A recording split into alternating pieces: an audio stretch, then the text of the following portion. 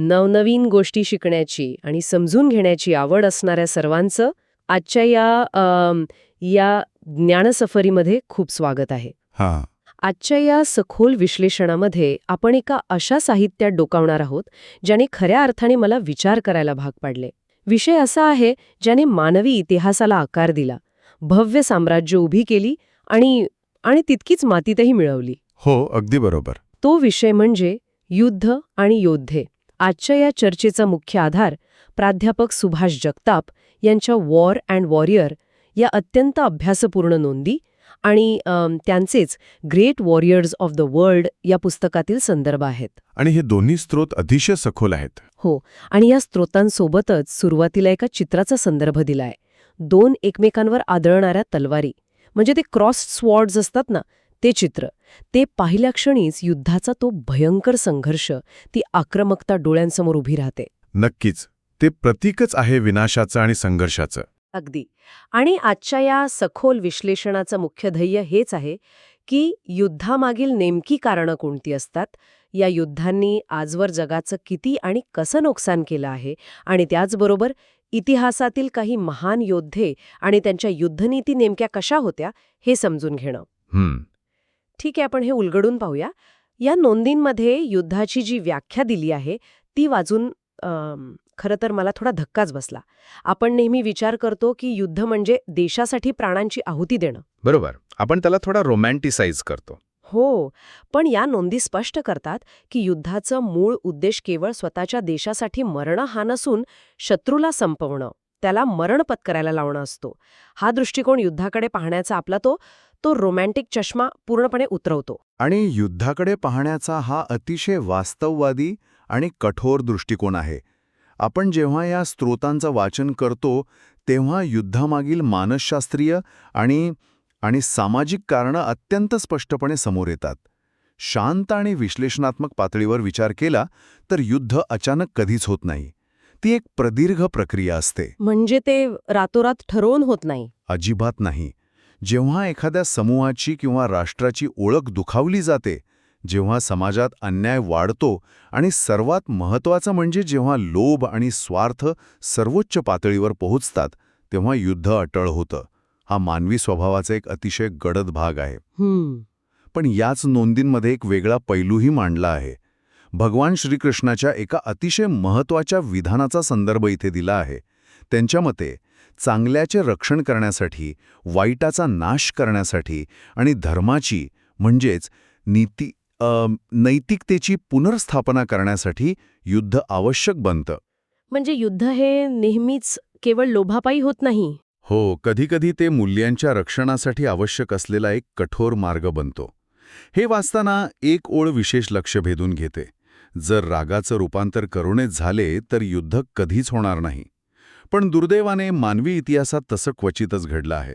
खरंय, रागाचं रूपांतर करुणेत न झाल्यामुळेच आजवर जगाने कितीतरी भयंकर लढाया पाहिल्या आहेत. आणि युद्ध म्हणजे केवळ रणांगणावरील शस्त्रास्त्रांची लढाई नसते. या पुस्तकात युद्धाच्या स्वरूपाचे जे विविध प्रकार दिले आहेत ते पाहिल्यावर युद्धाची व्याप्ती किती मोठी आहे हे लक्षात येतं. हो, ती यादीच खूप मोठी आहे. हो ना. उदाहरणार्थ शीतयुद्ध.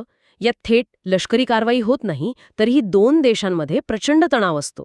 मग वसाहतवादी युद्ध आहेत, जिथे परकीय सत्ता नवीन प्रदेशांवर ताबा मिळवण्यासाठी स्थानिक लोकांवर हल्ले करतात. एखाद्या देशात लष्कर घुसवून केले जाणारं थेट आक्रमण. याशिवाय स्वतःच्या हक्कांसाठी लढलं जाणारे स्वातंत्र्ययुद्ध. 2 पूर्णपणे भिन्न संस्कृती किंवा धार्मिक गटांमध्ये होणारं फॉल्टलाईन युद्ध. गुरांच्या कुरणांवरून किंवा मोकळ्या जमिनीवर ताबा मिळवण्यासाठी होणारं रेंज युद्ध. आणि धर्माच्या नावाखाली होणारी धार्मिक युद्धे. आणि या यादीत एक अतिशय वेगळा प्रकार दिला आहे, तो म्हणजे प्रॉक्सी युद्ध, जिथे एखादी मोठी सत्ता स्वतः प्रत्यक्ष रणांगणात न उतरता दुसऱ्या कोणाकरवी हे युद्ध घडवून आणते. बरोबर. इथे सर्वात लक्षवेधी गोष्ट म्हणजे लष्करी विचारवंत वॉन क्लॉझविट्झ यांनी 1911 मध्ये केलेली युद्धाची व्याख्या. त्यांनी काय म्हटलंय? त्यांनी म्हटलं आहे की युद्ध ही एक हिंसक कृती आहे जिचा मुख्य उद्देश विरोधकांना आपल्या इच्छेनुसार वागण्यास भाग पाडणे हा असतो. हा मुद्दा अत्यंत कळीचा आहे. हे केवळ एकमेकांचे शारीरिक नुकसान करण्यापुरतं मर्यादित नाही, तर हे पूर्णपणे वर्चस्व प्रस्थापित करण्याविषयी आहे. म्हणजे समोरच्याची इच्छाशक्ती मोडून काढणं. अगदी बरोबर. समोरच्याची इच्छाशक्ती मोडून काढणं आणि स्वतःची इच्छा त्याच्यावर लादणं हे युद्धाचं खरं उद्दिष्ट असतं. आणि जेव्हा हे वर्चस्व प्रस्थापित करण्याचा प्रयत्न होतो, तेव्हा जो विनाश ओढवतो तो कल्पनेच्याही पलीकडचा असतो. विनाशाचा विषय निघालाच आहे, तर या स्रोतातील आकडेवारी खरोखरच अंगावर काटा आणणारी आहे. नोंदीनुसार कुरुक्षेत्राच्या युद्धाचे आकडे खरोखरच डोकं सुन्न करतात. हो, ते आकडे वाचून खरंच धक्का बसतो. आपण सहसा ऐतिहासिक आणि पौराणिक युद्धांकडे एका वेगळ्या नजरेने पाहतो. पण या पुस्तकात दिलेल्या नोंदीनुसार साधारण 5000 वर्षापूर्वी म्हणजेच 3137 BCE मध्ये झालेलं हे युद्ध केवळ 18 दिवस चाललं. आणि या 18 दिवसात तब्बल 1 अब्ज 66 कोटी 20,000 लोकांचा बळी गेला. शिवाय 2165 लोक बेपत्ता झाले. एवढ्या प्रचंड संख्येतून केवळ 11 लोक वाचले. फक्त 11? हो. 5 पांडव, युयुत्सु, सात्यकी, अश्वत्थामा, कृपाचार्य, कृतवर्मा आणि श्रीकृष्ण. यात भीष्म हे कौरवांचे सर्वोच्च सेनापती होते. नोंदी सांगतात की त्यांनी 18 पैकी 10 दिवस युद्ध केलं. आणि त्यांच्या पराक्रमाची पाथरी अशी होती की ते दररोज तब्बल 10,000 सैनिकांना मारत असत. हे आकडे केवळ डोळे पांढरे करायला लावणारे आहेत. हे आकडे खरोखरच अवाक करणारे आहेत. पण हा विनाश केवळ प्राचीन काळापुरता मर्यादित नाहीये. जर आपण या आकडेवारीची आधुनिक युद्धांशी तुलना केली तर विनाशाची ही क्रूर मालिका तशीच चालू असल्याचे दिसतं. तंत्रज्ञान बदललं, पण मृत्यूचं तांडव थांबलं नाही. पहिल्या महायुद्धात सुमारे 4 कोटी लोकांचे प्राण गेले. दुसऱ्या महायुद्धात तर रणांगणावर तब्बल 7 ते 8.5 कोटी मृत्यू झाले. आणि युद्धाशी संबंधित आजारांमुळे आणखी 19 ते 28 दशलक्ष लोक मरण पावले. बापरे. अमेरिकन यादवी युद्धाचा संदर्भही यात अतिशय समर्पकपणे दिला आहे, जिथे 13 ते 43 वयोगटातील तब्बल 8% गोरे अमेरिकन पुरुषांचा मृत्यू झाला होता. 8% म्हणजे पूर्ण एक पिढीच नष्ट झाल्यासारखी आहे. अगदी. आणि हे आकडे वाचताना आपण एक गोष्ट विसरता कामा नये की हे केवळ कागदावरचे शून्य नाहीत. जेव्हा युद्ध होतं तेव्हा ते एका झटक्यात संपूर्ण समाज नष्ट करतं. कुटुंबेच्या कुटुंबे उद्ध्वस्त होतात, देशाची नैसर्गिक साधनसंपत्ती राख होते आणि मानवी मनावर कधीही न भरून येणारे खोल ओरखडे उमटतात. हे समजून घेणं अत्यंत आवश्यक आहे, कारण युद्धाचा परिणाम केवळ सीमेवर लढणाऱ्या सैनिकांवर होत नाही, तर सामान्य माणसांना त्याची सर्वात मोठी आणि भयंकर किंमत मोजावी लागते. हे आकडे केवळ कागदावर वाचायला सोपे आहेत, पण जेव्हा आपण एका उद्ध्वस्त कुटुंबाचा विचार करतो तेव्हा त्या विनाशाची खोली खऱ्या अर्थाने जाणवते. आणि इथेच हा विषय खऱ्या अर्थाने रंजक होतो. कारण या प्रचंड विनाशाच्या आणि अंधाराच्या पार्श्वभूमीवरच योद्ध्यांचं शौर्य, त्यांची युद्धनीती आणि त्यांची जिद्द अधिक ठळकपणे उठून दिसते. स्रोतामध्ये इतिहासातील काही अत्यंत महान लढाऊ गटांची म्हणजेच वॉरियर ग्रुप्सची अतिशय सविस्तर माहिती दिली आहे. हो, तो भाग खूपच माहितीपूर्ण आहे. स्पार्टन्सची माहिती वाचताना तो मी पूर्णपणे थक्क झाले. प्राचीन ग्रीसमधील हा गट त्यांच्या कडक शिस्तीसाठी ओळखला जायचा. कल्पना करा, वयाच्या अवघ्या 7व्या वर्षापासून त्यांच्या मुलांना सक्तीचे लष्करी प्रशिक्षण दिले जायचे. त्यांना भावनाहीन यंत्रांसारखे घडवले जायचे. हो, त्यांची ती ट्रेनिंग खूपच कठोर होती. आणि त्यांची फॅलिंग्स नावाची युद्धपद्धती खूप प्रसिद्ध होती. यात सैनिक, ज्यांना हॉप्लाइट्स म्हणले जायचे, ते 8 जणांची रांग करून उभे राहायचे. त्यांच्या हातात मोठ्या गोलाकार ढाली आणि लांब भाले असायचे. विशेष म्हणजे प्रत्येक सैनिक आपल्या ढालीने स्वतःच्या डावीकडील सैनिकाचे रक्षण करत असे. म्हणजे एक प्रकारची साखळीच. अगदी. हे केवळ युद्धकौशल्य नव्हतं, तर एकमेकांवरील अथांग विश्वास होता.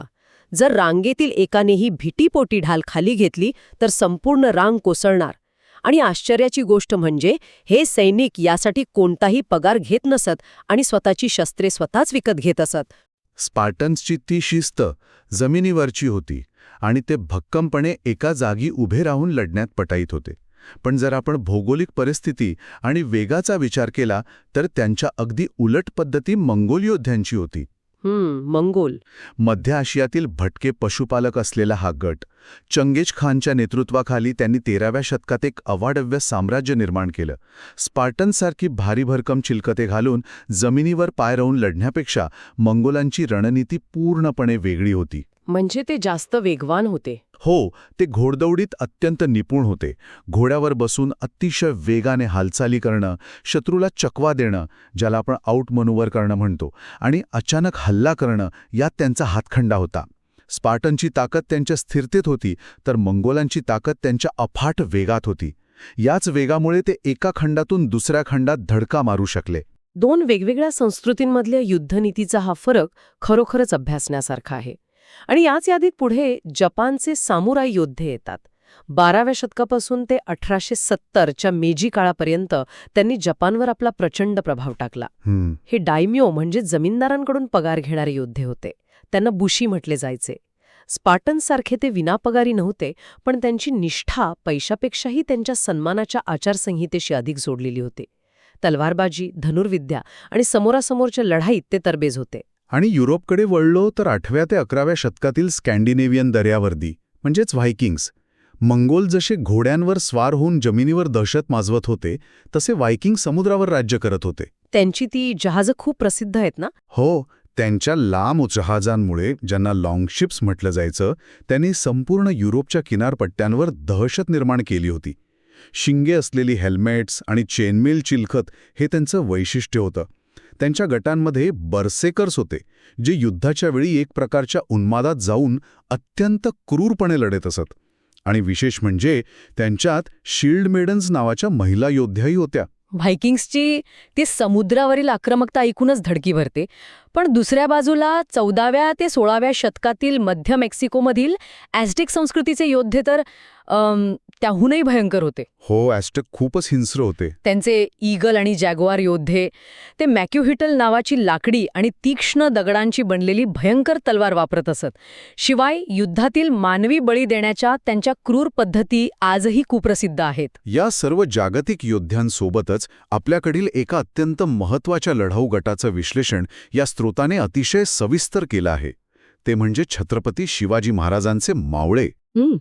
हे ऐकायला खूप अभिमानास्पद वाटतं. नक्कीच.